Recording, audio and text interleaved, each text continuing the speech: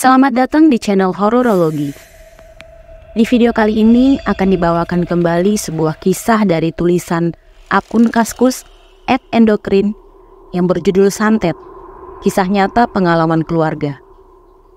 Untuk kalian yang ingin membaca tulisannya langsung, bisa klik link yang ada di description box. Tanpa perlu berlama-lama, kita langsung masuk ke ceritanya. Teh Ratih kebingungan. Dia mau teriak, tapi takut karena di hutan itu tidak ada siapa-siapa. Mau jalan juga takut tersesat. Akhirnya Teh Ratih memutuskan untuk diam di atas andong.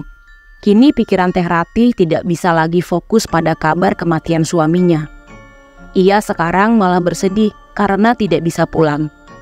Selama menunggu di dalam hutan, menurut Teh Ratih, beberapa kali dia mendengar suara ramai orang lagi baca yasinan, tapi tidak tahu dari mana arahnya. Yang pasti, suara itu berdengung di telinganya. Mungkin karena selama Teh Ratih sakit, Kang Asep beberapa kali rutin mengadakan pengajian di rumah. Karena aku penasaran, maka aku bertanya berapa lama dan apa saja yang dilakukan oleh Teh Ratih waktu itu. Teh Ratih bercerita ketika sedang duduk di atas andong, dia didatangi oleh seorang perempuan.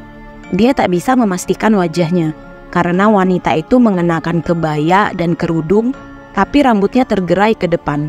Samar-samar dia bisa melihat matanya yang bulat menatap tajam ke arahnya. "Dia siapa, Teh?" Aku melanjutkan pertanyaan. Teh Ratih menjawab bahwa wanita itu hanya muncul kadang-kadang saja. Mula-mulanya hanya kepalanya saja yang terlihat sedang mengintip di balik pohon.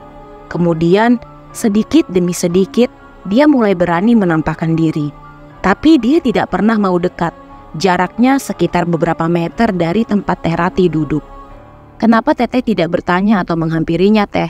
Aku masih belum puas dengan jawaban Teh Ratih. "Coba kamu bayangkan, saya duduk di hutan, gelap gulita, sinar hanya berasal dari lampu kelenting. Itu pun redup karena tertiup angin. Bahkan saya berusaha menjaga apinya agar tidak padam. Kemudian ada seorang perempuan yang memperhatikan dari kejauhan dengan tatapan yang menakutkan. Memangnya kamu bakal berani menghampiri lalu bertanya siapa dia?" Jawaban Teh Ratih membuat tubuhku merinding seketika. Berada di tengah kebun teh saja waktu dicegat anjing hitam kemarin, hampir membuatku kencing di celana. Apalagi Teh Ratih sendirian di hutan. Tempat Teh Ratih tersesat juga aku tanyakan, apakah itu benar-benar hutan? Dia menjawab tak tahu juga. Yang pasti, tempat di mana Teh Ratih berada, banyak pohon-pohon besar berdiri, dan dia berada di tengah jalan lebar yang membentang. Tapi bukan jalanan aspal. Dia memastikan itu jalanan tanah, seperti tanah liat. Soalnya, saat dia turun dari andong, kakinya kotor oleh lumpur. Kata bapakku, untung Teh Ratih tidak berkeliaran di hutan pada saat itu. Soalnya kalau dia turun dan masuk ke dalam hutan, pencarian bapak nggak bakal secepat ini. Bahkan yang paling mengerikan, mungkin Teh Ratih nggak bakal ditemukan. Dia akan tersesat selamanya. Menurut bapak, ini cara paling sadis dalam mencelakakan orang. Soalnya kalau hanya sekedar kirim paku, muntah darah, atau bahkan sakit kepala, medianya hanya menggunakan boneka. Dan itu cara paling kasar, masih bisa dilihat kasat mata. Tapi kalau sudah sampai menarik sukma dan menggantinya dengan siluman, itu cara yang halus tapi sangat mematikan. "Berapa lama Teh Ratih di sana?" Lanjutku bertanya dengan penuh penasaran. "Saya tidak tahu, tapi mungkin tidak sampai sehari. Soalnya selama di sana, hutan tetap gelap gulita. Hingga akhirnya saya melihat bapak. Awalnya saya pikir bapak orang jahat yang hendak mencelakakan saya.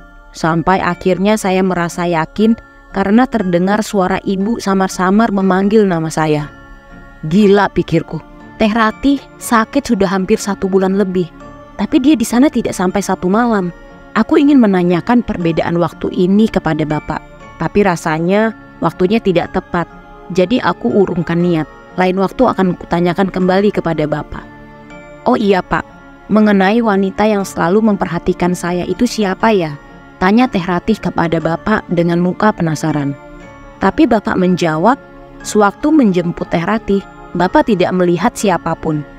Itu bisa siapa saja. Tapi bapak bilang tidak penting lagi. Yang penting sekarang Teh Ratih sudah sembuh. Bapak berpesan agar nanti sebelum tidur berdoa dulu. Bisa Al-Fatihah atau bahkan Bismillah juga tidak apa-apa. Setidaknya ada penjagaan. Bila ada hal-hal aneh kita bisa tersadar. 2 orang pria yang menjemput Teh Ratih malam itu adalah orang suruhan, kata bapakku. Mereka ditugaskan untuk menjemput Sukma Teh Ratih. Mendengar keterangan bapak, Teh Ratih baru sadar bahwa saat dia bangun dan membuka pintu, ternyata hanya Sukmanya saja, sedangkan jasadnya masih terbujur di tempat tidur.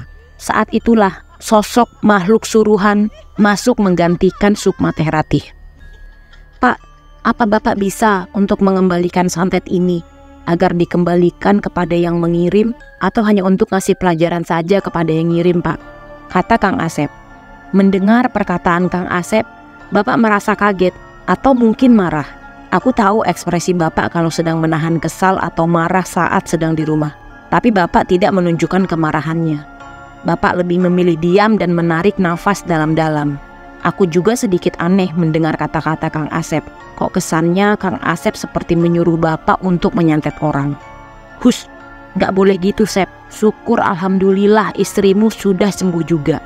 Gak usah macem-macem dan nyari perkara lagi, jawab mertua Kang Asep. Takutnya kalau gak dikasih pelajaran, orang yang mencelakakan saya ini gak akan kapok dan bakal berulah lagi, Pak. Sepertinya Kang Asep ngotot sekali.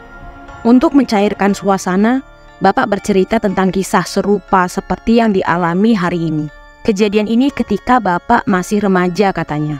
Waktu itu ada salah satu tetangga bapak mengalami hal yang sama seperti Teh Ratih. Bahkan lebih parah. Kita sebut saja tetangga bapak ini Teh Mariah. Teh Mariah ini kondisinya sama seperti Teh Ratih kalau sedang kumat. Tapi parahnya lagi, Teh Mariah suka berkeliaran di hutan. Jadi dulu di belakang kampung kami itu masih ada hutan liar. Sebelum akhirnya hutan tersebut dibuka pemerintah untuk dijadikan perkebunan teh seperti sekarang. Bapak masih ingat, sekitar tengah malam kalau tidak salah, tiba-tiba terdengar suara kelontongan dari balai desa.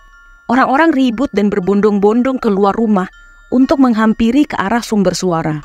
Biasanya, kentongan hanya dibunyikan kalau dalam keadaan darurat saja, kalau ada maling atau terjadi bencana.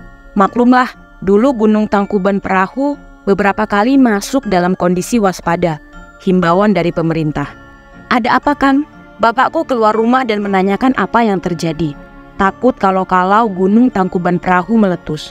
Nggak tahu, mungkin ada maling sapi lagi, jawab orang yang lewat kepada bapak. Bapakku yang waktu itu masih remaja bersama kakekku ikut keluar untuk pergi ke balai desa. Walaupun nenek menyuruh bapak untuk diam saja di rumah karena khawatir terjadi apa-apa, tapi bapakku persis seperti aku yang sekarang, mempunyai rasa penasaran yang amat tinggi. Atau mungkin waktu itu usianya yang masih remaja, jadi rasa ingin tahunya sangat besar terhadap sesuatu. Bapakku datang ke balai desa bersama beberapa warga pria lainnya.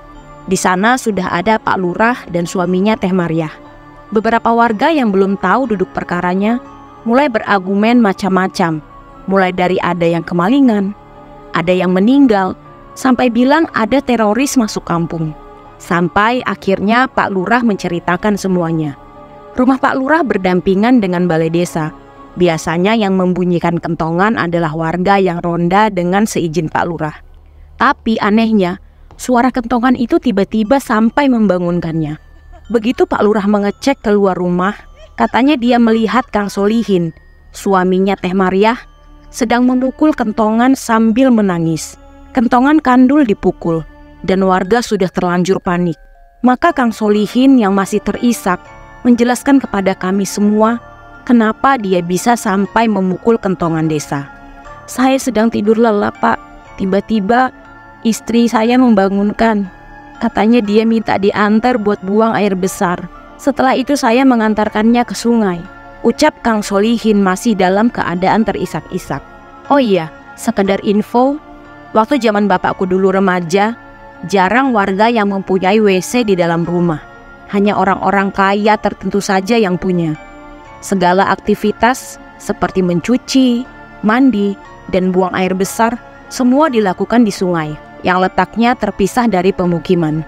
Sungainya cukup besar, ada batu-batu besar yang menjulang. Tapi kalau musim hujan tiba, batu-batu itu terendam karena air meluap.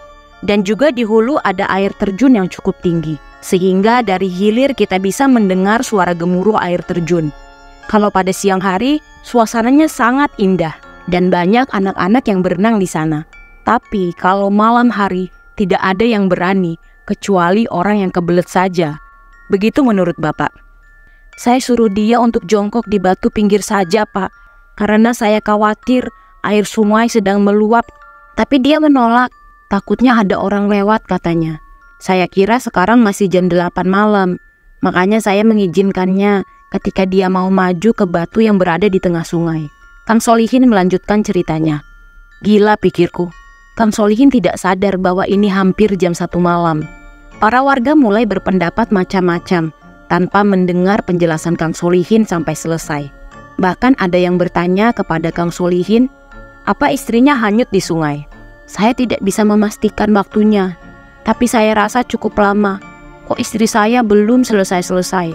Saat saya menyorotkan lampu senter ke arahnya, dia memang masih terlihat jongkok di atas batu.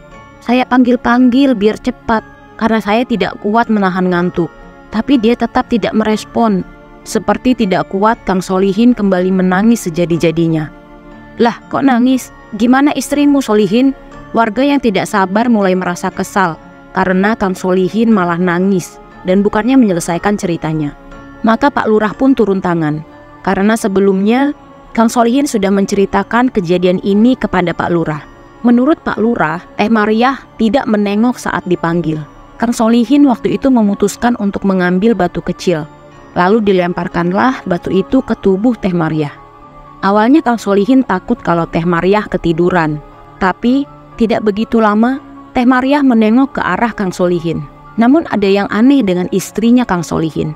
Saat dia menengok, terlihat muka yang sangat seram bukan main. Matanya mengotot sempurna, wajahnya pucat pasi, rambutnya tergerai menutupi sebelah wajahnya dengan senyum misterius. Kang Solihin langsung tersentak kaget dan juga takut tentunya. Bahkan yang lebih mengerikan lagi menurut Kang Solihin, istrinya itu tertawa ngikik. Karena ketakutan, Kang Solihin terpaku diam menyaksikan istrinya yang berubah. Hingga akhirnya Teh Mariah meloncat-loncat di atas batu dan dia pergi menuju hulu ke arah air terjun. Malam semakin larut. Aku dan keluarga Kang Asep semakin penasaran dengan kisah Bapak waktu muda. Ditemani segelas kopi dan singkong rebus sebagai cemilan, Bapak melanjutkan kisahnya. Aku tahu maksud Bapak menceritakan kisah mudanya dulu, mungkin untuk memberi pelajaran kepada Kang Asep, atau mungkin hanya untuk menenangkannya agar Kang Asep tidak menaruh dendam kepada pelaku santet istrinya. Bapakku bukan tipe diktator. Dia tidak pernah menggurui orang, termasuk saat memberitahu aku tentang pelajaran hidup. Bapak lebih suka menceritakan sebuah kisah dan membiarkan yang mendengar mencernanya sendiri. Karena menurut Bapak, sejarah hidup seseorang akan selalu terulang entah pada diri sendiri, lingkungan, atau bagi anak cucunya di masa mendatang. Maka dari itulah kenapa ada istilah pengalaman adalah guru yang terbaik. Begitu menurut Bapak. Lalu apa yang terjadi pada istri Kang Solihin selanjutnya, Pak? Aku semakin penasaran. Bapak pun kembali melanjutkan ceritanya.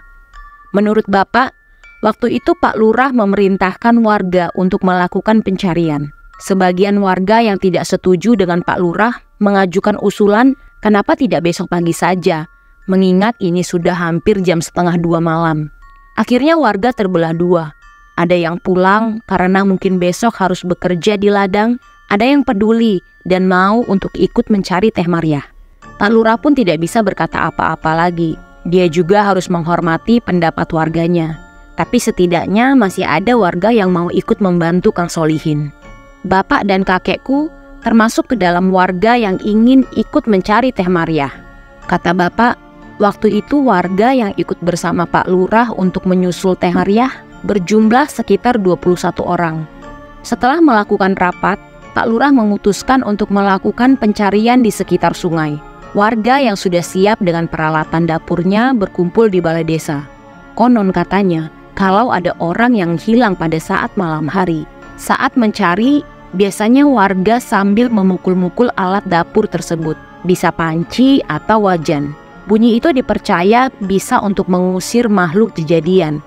Biasanya, praktik ini dilakukan untuk mencari anak yang hilang karena dibawa wewe gombel. Tapi karena kita tidak tahu apa yang terjadi pada Teh Maryah, maka tidak ada salahnya dengan mencoba cara yang sama. Sebelum berangkat, Pak Lurah memulai untuk memimpin doa. Kemudian pencarian pun dimulai. Sebagian warga bertugas untuk memegangi senter dan menjadi penunjuk jalan. Sebagian lagi memukul-mukul alat dapur sambil memanggil-manggil nama Teh Maryah. "Neng Maryah! Neng Maryah! Neng Maryah!" teriak para warga. Suaranya membahana, berlomba dengan suara gemuruh air terjun di hulu sungai. "Di mana terakhir kali istrimu terlihat, Solihin?" tanya salah satu warga. "Di situ, Kang, di atas batu itu, sebelum akhirnya dia pergi meloncat-loncat menuju ke hulu," jawab Kang Solihin. Keadaan sungai malam itu benar-benar gelap gulita. Salah satu warga yang berani mencoba turun ke sungai sambil membawa senter. Dia mulai menyorotkan cahaya senter ke arah hulu, namun nihil katanya. Dia tidak melihat apapun selain gundukan batu. Lalu salah satu warga berinisiatif untuk mencarinya dengan menelusuri sungai berjalan di atas batu menuju hulu. Tapi Pak Lurah menghentikannya. Terlalu bahaya, takut tergelincir, bahkan terbawa arus. Bukannya menyelesaikan masalah, keadaan malah akan tambah darurat saja, kata Pak Lurah. "Jangan-jangan istrimu sudah hanyut, Solihin," celetuk salah satu warga. "Hus, jangan bilang begitu," bentak Pak Lurah. "Apa kita harus ke air terjun, Pak Lurah? Saya nggak mau kalau begitu." Semua warga berhenti tiba-tiba, dan mereka saling menatap satu sama lain ketika mendengar ucapan rekannya. Air terjun di desa kami memang cukup tinggi, airnya juga cukup deras. Apalagi tadi sore habis hujan. Di sekitar air terjun pun banyak pohon beringin berdiri. Kabar angin yang berselentingan tentang betapa angkernya tempat itu telah menciutkan nyali beberapa warga malam ini, termasuk Pak Lurah. Mungkin karena dia tidak berkomentar sama sekali. "Kang Toha aja duluan. Akang kan sudah biasa ngurusin mayat, jadi pasti berani," kata salah satu warga kepada kakekku. Toha cuma nama samaran ya. Nama kakekku yang sebenarnya aku rahasiakan. Waktu itu kakekku masih menjadi muridnya dari Syekh Mayit yang lama dan belum diangkat. Kakekku masih muda, jadi belum terlalu bijak dalam mengambil keputusan menurut bapak. Hingga akhirnya dia menyerahkan semua keputusan kepada Pak Lurah saja. Perdebatan malam itu berjalan sangat alot. Hingga akhirnya warga terbelah kembali menjadi dua kelompok. Kelompok yang ingin pulang karena tidak berani menuju air terjun malam-malam, dan kelompok yang sebenarnya tidak berani juga, namun tidak tega dengan Kang Solihin, termasuk Pak Lurah dan kakekku di dalamnya. Sedangkan bapakku pulang bersama warga lainnya. Jadi bapak tidak tahu apa yang terjadi malam itu di air terjun karena pulang. Aku semakin antusias dengan cerita bapak. Sepertinya yang lain juga, karena Kang Asep beserta istrinya pun tampak mendengarkan dengan serius. Tidak begitu lama, kacang rebus yang masih mengepulkan asap pun datang. Disajikan mertua Kang Asep sebagai teman dalam mendengarkan cerita bapak. Setelah menyeruput kopi beberapa kali, bapak melanjutkan ceritanya. Menurut cerita kakek kepada bapak, malam itu yang pergi ke air terjun berjumlah 8 orang. Ketika sampai di air terjun, mereka tidak tahu apa yang harus dilakukan, karena suara teriakan teredam oleh gemuruhnya air. Lampu senter yang dibawa disorotkan ke kiri dan ke kanan. Sebagian lagi menyingkap semak-semak untuk mencari keberadaan Teh Maryah. Menurut kakek, beberapa kali dia mendengar suara tangisan wanita, tapi dia merasa tidak yakin karena di sekitarnya berisik oleh suara air. Dan juga rekan-rekan yang lain tampak anteng seperti tidak mendengar apa-apa. Entah kebetulan atau disengaja, ketika kakekku menyorotkan lampu senternya ke arah sungai, seperti ada tangan yang melambai-lambai.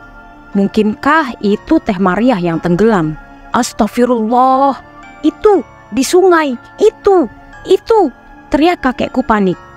Sontak semua warga termasuk Pak Lurah menyorotkan senternya ke arah sungai yang ditunjuk-tunjuk oleh kakekku. Namun ternyata nihil, tidak ada apapun di sana. "Ada apa, Kang Toha?" "Tadi saya melihat tangan muncul dari sungai dan melambai-lambai. Mungkin itu si Maryah," jawab kakekku. Semua orang saling bertatapan dengan kebingungan. Bagaimana bisa Orang melambaikan tangan di arus sungai yang begitu deras. Seandainya pun tenggelam pasti sudah terbawa arus.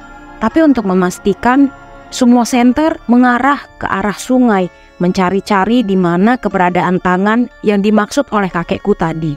Hingga akhirnya kakek mendengar suara tangisan itu lagi di telinganya. "Pak Lurah dengar sesuatu tidak?" tanya kakekku kepada Pak Lurah. "Suara air maksud Kang Toha. Saya nggak dengar apapun selain gemuruh air, Kang." Dari situlah kakek tersadar. Mungkin kabar selentingan tentang angkernya air terjun di malam hari benar adanya. Untuk menjaga situasi tetap kondusif, kakekku membisikkan apa yang dialaminya kepada Pak Lurah. Tentang suara wanita yang menangis dan terus berdengung di telinganya. Pak Lurah yang mendengar bisikan, tiba-tiba wajahnya menjadi pucat. Bahkan beberapa kali Pak Lurah menelan ludah. "Semuanya, pencarian kita hentikan dulu. Mengingat sudah lama kita di sini dan belum ada hasil. Besok kita lanjutkan lagi pagi-pagi," teriak Pak Lurah kepada warganya yang masih sibuk menyorotkan senter ke segala arah. Pencarian Teh Mariah pun malam itu berakhir. Begitu menurut Bapak.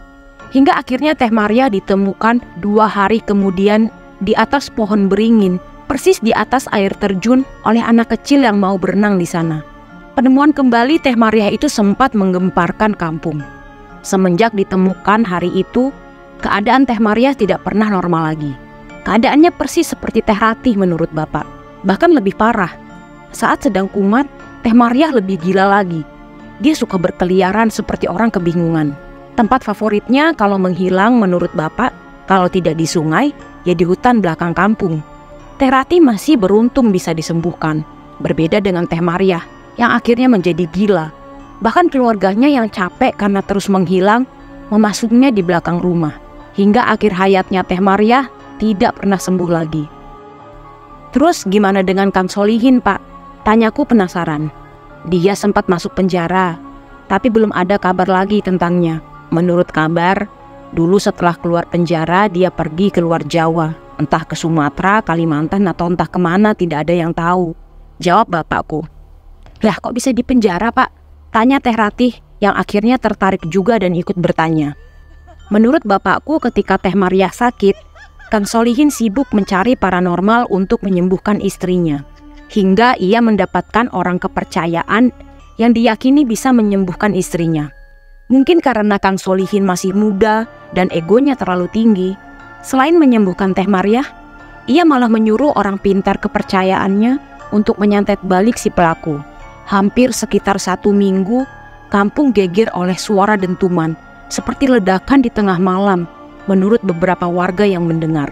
Bahkan warga yang ikut ronda tidak sengaja melihat bola api terbang. Kabar itu sulit untuk diungkap, karena hanya beberapa warga saja yang melihat. Tapi menurut kakekku yang mempunyai sedikit ilmu kebatinan, suara itu terjadi karena ada perang ilmu tak kasat mata. Menurut Bapak, dia tidak tahu apa yang terjadi. Apa mungkin orang kepercayaan Kang Solihin ini kalah atau gimana? Tapi yang pasti, seminggu kemudian Kang Solihin ngamuk-ngamuk sambil membawa golok ke rumah salah satu warga di kampung Bapak, yang tidak lain adalah seorang paranormal juga. Kang Solihin hendak membunuh pria tersebut. Untung beberapa warga menghalangi. Tapi walaupun begitu, paranormal muda yang tak lain adalah masih kerabat Pak Lurah ini tidak bisa luput dari bacokan golok Kang Solihin. Tapi untungnya kerabat Pak Lurah ini masih bisa diselamatkan. Kang Solihin yakin betul bahwa pria muda itu adalah pelaku penyantet istrinya. Namun karena hal-hal gaib susah untuk dibuktikan di persidangan, malah Kang Solihin yang terpaksa masuk penjara dengan tuduhan percobaan pembunuhan. Begitu mendengar akhir kisah dari cerita Bapak, kami semua yang ada di rumah itu terdiam. Untunglah hal mengerikan itu kini tinggal kenangan. Waktu menunjukkan jam 11 malam. Tiba-tiba aku teringat ucapan Bapak bahwa sejarah hidup akan terulang entah menimpa siapapun di luar sana. Hingga aku menatap Kang Asep dengan penuh tanda tanya. Apa yang akan terjadi dengan Kang Asep selanjutnya? Terima kasih sudah mendengarkan kisah kali ini sampai di akhir video. Nantikan kelanjutan kisah ini di part selanjutnya. Sampai jumpa.